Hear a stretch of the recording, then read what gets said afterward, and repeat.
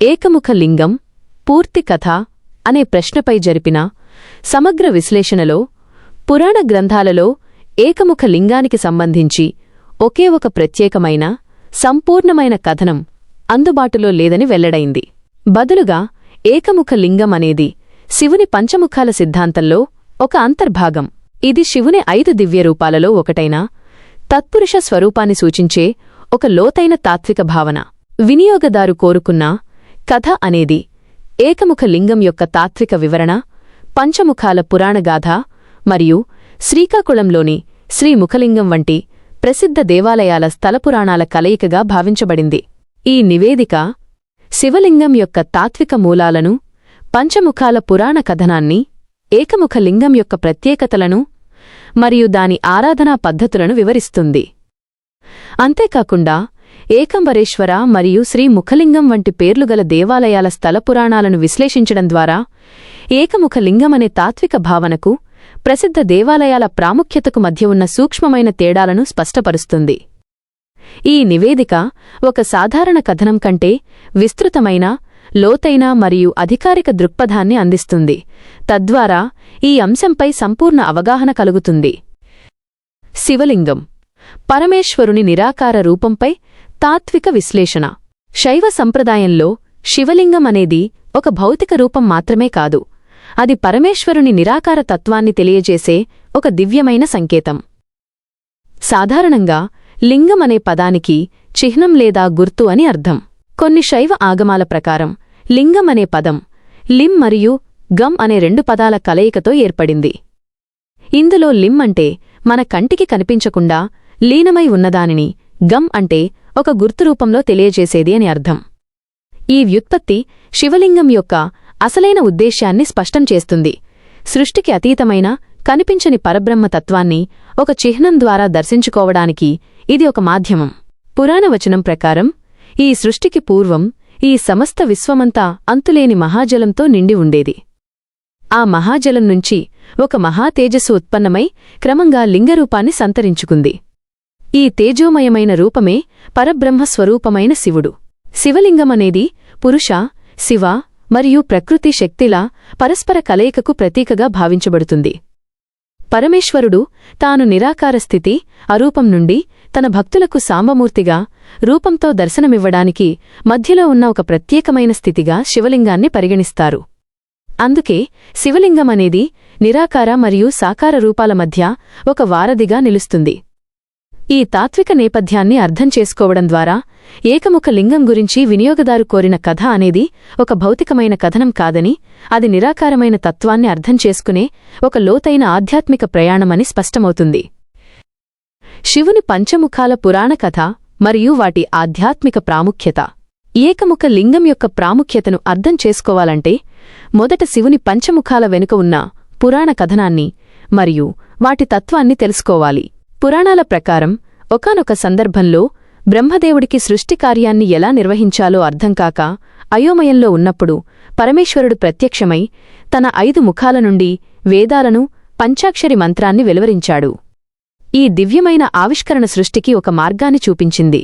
శివుని ఈ 5 ముఖాలు కేవలం ఆయన రూపంలోని భాగాలు మాత్రమే కాదు, అవి విశ్వంలోని 5 దిక్కులను, పంచభూతాలను, 5 ప్రధాన శక్తులను మరియు సృష్టి, స్థితి, లయం వంటి 5 ప్రధాన కార్యాలను సూచిస్తాయి. ప్రతి ముఖం ఒక ప్రత్యేకమైన తత్వాన్ని మరియు కార్యాన్ని ప్రతిబింబిస్తుంది. ఈ ముఖాలను వాటి దిశ, రంగు, తత్వం, శక్తి మరియు ఉద్దేశ్యం ఆధారంగా వర్గీకరించవచ్చు. ముఖం దిక్కు, రంగు తత్వం, భూతం, శక్తి, ఉద్దేశ్యం సద్యోజాతము, పశ్చిమం, తెలుపు, పృథ్వీ, భూమి, క్రియాశక్తి, సృష్టి, వామదేవము, ఉత్తరం, ఎరుపు, జల, నీరు, మయాశక్తి, సంరక్షణ, అఘోరము, దక్షిణం, నీలం, అగ్ని, జ్ఞానశక్తి, సంహారం, తత్పురుషము, తూర్పు, పసుపు, వాయు, గాలి, యోగశక్తి, తపస్సు, తిరోధానం, ఈశానము, పైభాగం, బంగారు, ఆకాశం, చిత్శక్తి, మోక్షం, అనుగ్రహం. ఈ పంచముఖాల కథనం అనేది కేవలం ఒక కల్పిత కథ కాదు. ఇది సృష్టి, స్థితి, లయ, తిరోధానం, జ్ఞానాన్ని దాచిపెట్టడం మరియు అనుగ్రహం, మోక్షాన్ని ప్రసాదించడం అనే 5 విశ్వకార్యాలను పంచాకృత్యాలు వివరించే ఒక ఆధ్యాత్మిక నమూనా. ప్రతి ముఖం ఒక నిర్దిష్ట విశ్వకార్యాన్ని, శక్తిని మరియు దిక్కును సూచిస్తుంది. ఈ నేపథ్యంలో ఏకముఖ లింగం అనేది ఈ 5 దివ్య రూపాలలో ఒకటైన తత్పురుష స్వరూపాన్ని సూచిస్తుందని స్పష్టమవుతుంది. ఈ విధంగా ఏకముఖ లింగం యొక్క ప్రాముఖ్యత ఒక విశాలమైన పురాణ మరియు తాత్విక కథనంలో ఇమిడి ఉంది. ఏకముఖ లింగం తత్పురుష స్వరూపంపై సమగ్ర విశ్లేషణ. ఏకముఖ లింగమనేది శివుని పంచముఖాలలో ఒకటైన తత్పురుష స్వరూపాన్ని సూచిస్తుంది. ఈ లింగం తూర్పు దిక్కుగా ఉంటుంది మరియు సాధారణంగా ఎరుపు రంగులో అత్యంత శాంతంగా గోచరిస్తుంది. తత్పురుషముఖం వాయుతత్వాన్ని, యోగశక్తిని మరియు తపస్సు లేదా తిరోధానం, దాచిపెట్టడం అనే విశ్వకార్యాన్ని సూచిస్తుంది.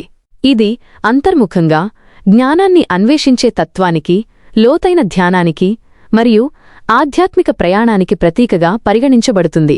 ఆధ్యాత్మిక గ్రంథాల ప్రకారం ఏకముఖ లింగాన్ని పూజించడం వల్ల భక్తులకు అనేక ప్రయోజనాలు లభిస్తాయి. ముఖ్యంగా పదోన్నతి, అష్టైశ్వర్యాలు మరియు మానసిక శాంతిని కోరుకునే భక్తులు ఈ లింగాన్ని ఆరాధిస్తారు. అయితే దీని పూజా పద్ధతులు చాలా ప్రత్యేకంగా ఉంటాయి. సాధారణంగా ఈ ఏకముఖ లింగాలు శివాలయాల గర్భగుడిలో ప్రతిష్ఠించబడవు, బదులుగా అవి నైరుతి దిక్కులో ఉంటాయి. ఈ లింగాలకు ప్రత్యేకంగా 11 నుండి 121 ఏకముఖ రుద్రాక్షలతో తయారుచేసిన మాలలను అలంకరించి బిల్వదళాలతో పూజిస్తే మానసిక శాంతి కలుగుతుందని పురాణాలు చెబుతున్నాయి.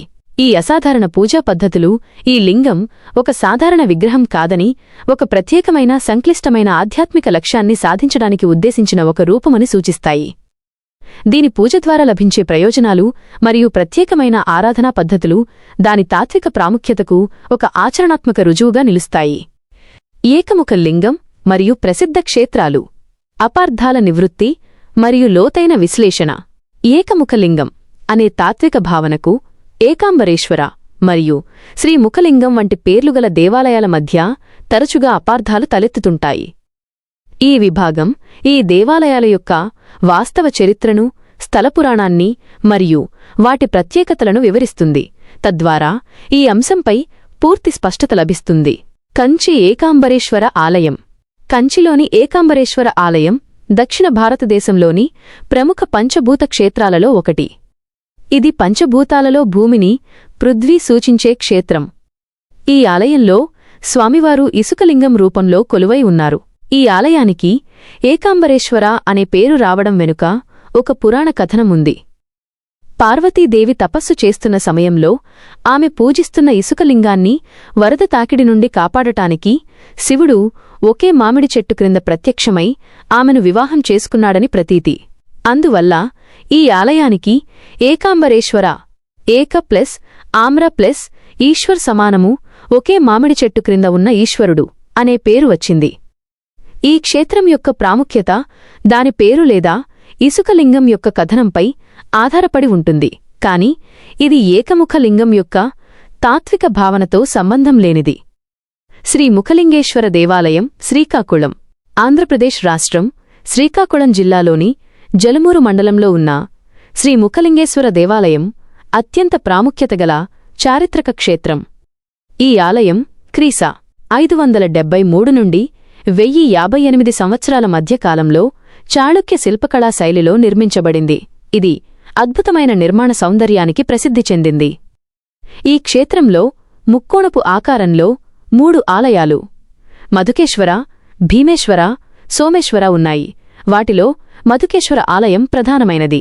ఈ ఆలయానికి ముఖలింగం అనే పేరు రావడం వెనుక ఒక ప్రత్యేకమైన విశేషం ఉంది.